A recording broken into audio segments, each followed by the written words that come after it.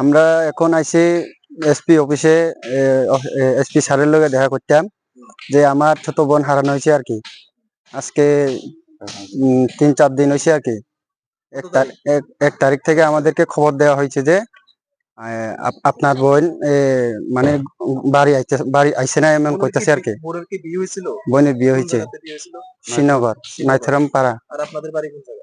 কৈলাসনগর। বোনের স্বামীর নাম হইছে গোপেশ ত্রিপুরা।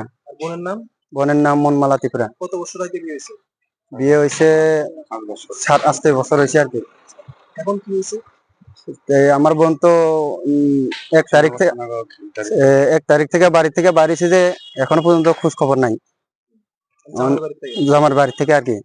এখন আমরা 2 তারিখ যাইয়া বোনের খোঁজ খবর করছি যে আমার বোন জামাই তো কোনো মানে খোঁজ খবর নিতেছি না আর কি। এখন আমরা